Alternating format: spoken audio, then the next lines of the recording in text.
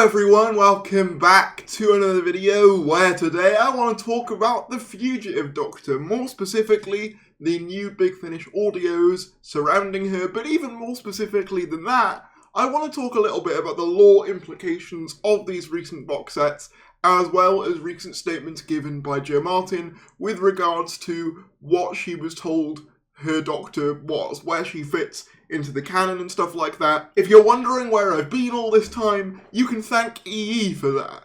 The internet hasn't been working in my office for multiple weeks. It's been constantly going in and out. I tried to upload multiple videos, but whenever I did, it basically slowed to an absolute crawl and then would eventually just stop. So I had to wait for an extension to the internet in order to be able to upload again. So that's where I've been. So apologies for that. But let's just get right into it. Damn you, Kevin Bacon. Also subscribe if you're new, that'd be greatly appreciated. So as you may know, the recent Fugitive Doctor box set has just been released. It's the first audio box set to feature the Fugitive Doctor, played by Jo Martin. And it's kind of the first time we get to see this Doctor operate independently of either Jodie Whittaker or just in stories where she is the central protagonist. And this isn't necessarily going to be a review of these stories. If you want that, I'd suggest go see Josh Nares' video. But if you want my quick thoughts, I probably should state a few things. Number one, I'm not a huge fan of the lore implications of the Fugitive Doctor, as we will go on to explore in this video. But number two, I'm not a massive Big Finish person. There are some stories, particularly early ones, I absolutely love. Your Chimes of Midnight, your Davros, absolutely fantastic stuff. But broadly speaking, at least with the recent ranges, I've found myself not really being particularly interested in a lot of it. That's not to discourage anyone personally working on these things. I'm sure that they're incredibly talented. But generally, I find a lot of modern Big Finish to be a little bit kind of standard. I remember listening to the first 9th Doctor box set and thinking that that was kind of a missed opportunity, that a lot more could be done with that. And whilst I think that the Fugitive Doctor box set is better, it does suffer from a bit of what I would call a bit of generic-itis. And I think that very much is true, at least of the first story, Fast Times, which essentially revolves around the Fugitive Doctor trying to evade capture, not only from the Time Lords, but also the Daleks, which also has some interesting lore implications that we will get to in a sec.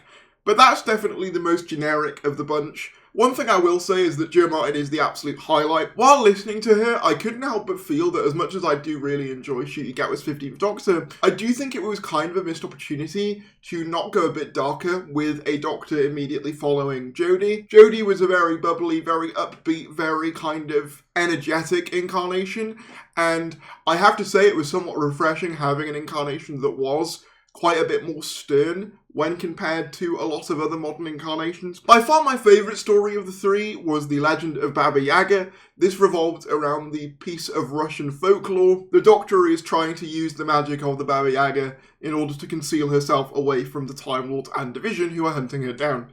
This is by far the best one in my opinion. It's very unique, very fun. Jacqueline King is giving a great performance as the Baba Yaga, and it has a cool twist at the end as well. And then the final one, The Dimension of Lost Things, essentially revolves around the Doctor getting stuck within the vortex and basically in between all these different time zones. If you imagine basically, you know, the bit in Loki where all the time waste goes in that series that the TVA send there, that's basically where this story's set. And it also revolves around the man who climbed Everest for the first time, whose name currently escapes me, but he's also in it as well. He's kind of your historical figure for this one.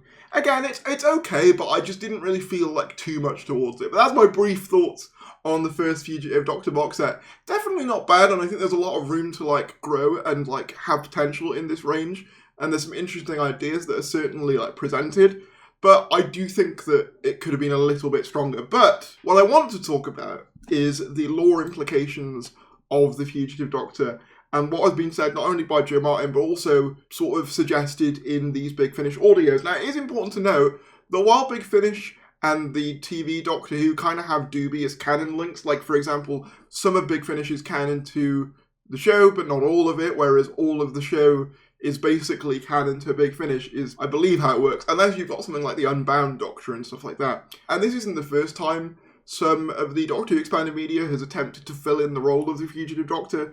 The Fugitive Doctor also had a tie-in magazine line. It is important to note that Chris Chibnall was a direct consultant on these Big Finish audios, which I don't believe he was for the comic. I could be wrong. Maybe he was. Maybe you can correct me on that. So this is probably as close as we're going to get to any of these questions that myself and other fans have wanted answers to with regards to the Fugitive Doctor. So, I'm going to start off with this article, which was taken from Doctor Who magazine and then posted to the official Doctor Who website. Will the Fugitive Doctor origins ever be revealed? Joe Martin on the mystery surrounding the Fugitive Doctor. I don't know if there'll be a resolution. I'd say there'll be more of the Fugitive Doctor as years go on. There'll be more teasing. I think it would be a misstep to resolve the whole thing and say it's this and that, put everything in cement. I think leave it fluid. I think a lot of fans want to know, where do I come in the canon? They'll come and ask me on train journeys. I'm like, listen, you'll have to ask Mr. Chibnall because I didn't write this. All I know is that when I took the job and they were trying to explain my Doctor to me, I was told how it was going to work, that I was the first Doctor. And yeah, that's basically what she was told with regards to where she fits into in the canon. Now, that's not necessarily to say that she's the first incarnation of the character that would go on to be known as the Doctor. Obviously, we know that according to the Timeless Child, you've got all the child incarnations, but essentially what this means is that she is the first one to go by the title of Doctor, which I don't know how I feel about, because I sort of think that the name Doctor was a promise made by, the first Doctor, never be cruel, never be cowardly, all the rest of it.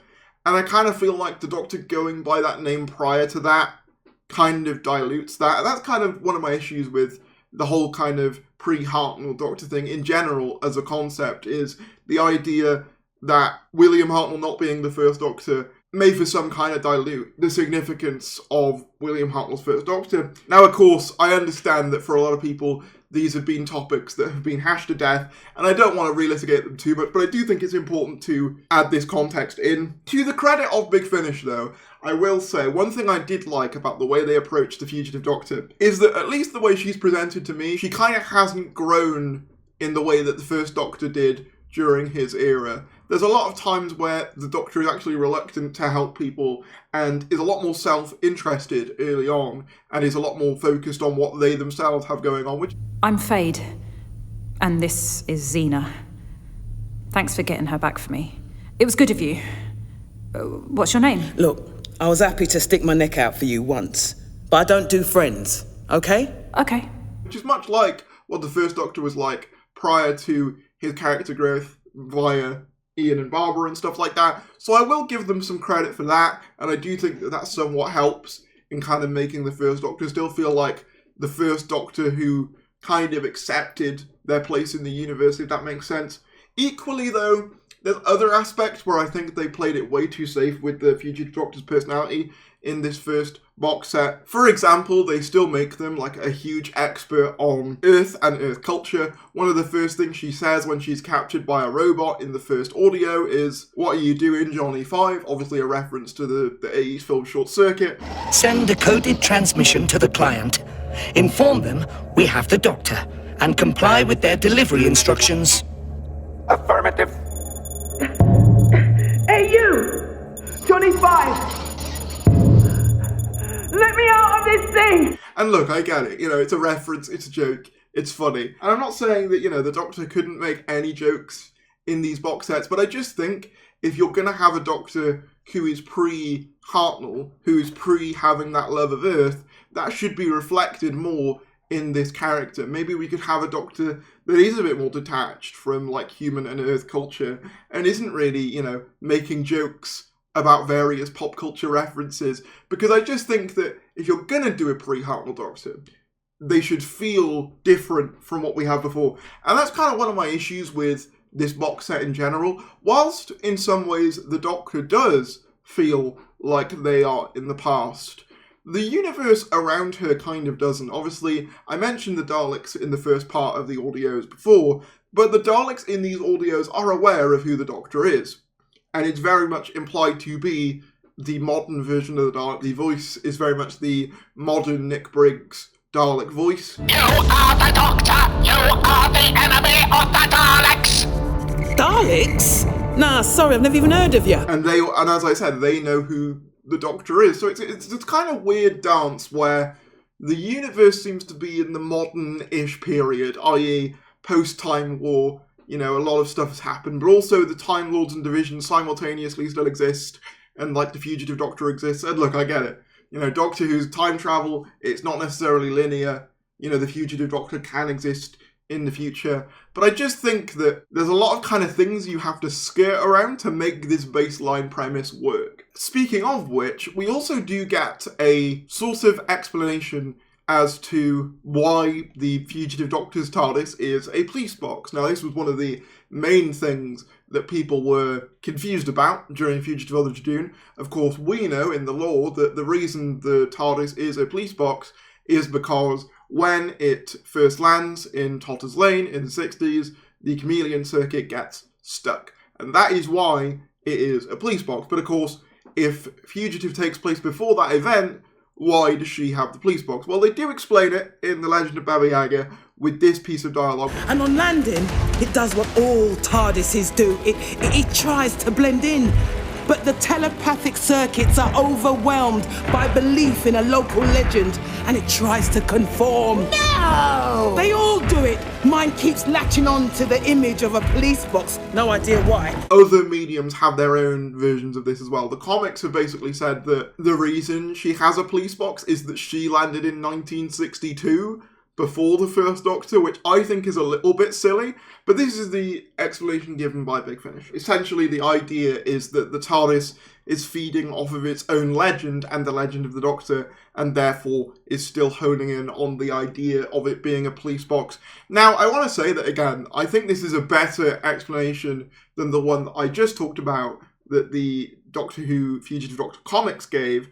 However, at the same time, I still don't love it. Now, obviously, I don't think this is Big Finish's fault. It's kind of one of those things where they've got to try and make a square peg fit in a round hole, and in the process, I think it's kind of difficult to do. But I think the reason I don't like it is that it kind of is making the Doctor this mythological kind of legendary status figure, which, of course, to us, they are, but I much prefer it in universe when the Doctor is just some person who is just around. And I think the idea that the TARDIS is feeding in on the Doctor's own legend is a little bit self-aggrandizing of the character. I don't know. I could be wrong. And like, some people like this. I understand that some people see this as like one of the better explanations for it. And I do think that of the explanations we've had, this is probably the best one, but I still don't love it. But the reason I made this video wasn't just to kind of rant about the lore implications of the Fugitive Doctor, but to kind of highlight the challenges that this character presents. And the reason I wanted to do that is because it has been rumoured for some time now that the Fugitive Doctor will make their own way back into the main show, and even, you know, Doctor Who Film Locations, who's relatively, you know, on the money when it comes to these kind of things, has substantiated this. And when I said I didn't really want this to happen, I got a lot of pushback for that, you know, people saying that the reason is because, you know, I'm sexist or whatever, which I don't even know what to say to that. But my real issue is what I've outlined in this video. You've just watched a video that's around 10 to 15 minutes long of me explaining all the different contradictory reasons for this Doctor's existence and all the confusion about where she fits into the timeline. And I just don't think that an era that is branding itself as a new era for the show should really be relitigating all of that again. I do think it was somewhat smart to incorporate the Timeless Child adoption thing into an adoption storyline with a companion, but that's honestly the furthest I would go. I think if you start putting the Fugitive Doctor in episodes, it just brings up so many questions for more casual viewers. Like, way more so than Sutak ever would. If people thought Sutak alienated casual audiences, and the references to Periods of Mars alienated casual audiences, if you have Joe Martin's Fugitive Doctor rock up, that's the casual audience just straight up lost. Now, are there ways they could do it where they don't really address this lore stuff? Yeah, possibly. I've heard some suggestions where she's more seen as, like, you know, part of, like, the Doctor's subconscious or something like that, which, yeah, you could do it that way. But I just feel that there's so much baggage attached to the Fugitive Doctor that we've just gone over that even Big Finish is kind of having trouble passing that I really don't think what the main show needs right now is to reopen this whole thing again. Not to mention, I already don't feel like we know the 15th Doctor well enough yet as a character. You know, he was kind of absent from a lot of season 1. And additionally, one of my issues with the Fugitive early on was that she could never really fully shine because she was in the shadow of another Doctor, a mainline Doctor at the time. And by bringing her back in this era, you'd effectively be doing the same thing again. And I just don't really think it's to the benefit of the Fugitive Doctor, or the 15th Doctor, or the show at the moment. Maybe they'll find a way to make it work, but at the moment, I remain skeptical. But that doesn't change the fact that I do commend Big Finish for trying to kind of paper over some of these cracks. And I do think that if you're going to pick up these new box sets for anything, I think Jo Martin does deserve it. I think she is really good in the role, genuinely. I just kind of wish she played a Doctor where I didn't have to, put a million asterisks next to how she worked. You know, I kind of wish she was just a mainline one. Do you know what I mean? Or if they were going to do a story like this, make her an Unbound or parallel universe or something else. Something that's easier to explain than, well, she's kind of the first one, but she's also kind of not, but, you know, her memory kind of got erased and all of this stuff. I think it's just really complicated, and like I said, kind of devalues some of the lore of the show, but that's just me. I know some people do think that it adds to the lore, and if you're one of those people, then all power to you, honestly. But let me know what you guys think about this in the comments below. I'm happy to be back. If you did enjoy the video, be sure to give it a like, subscribe if you're new, and I'll see you later.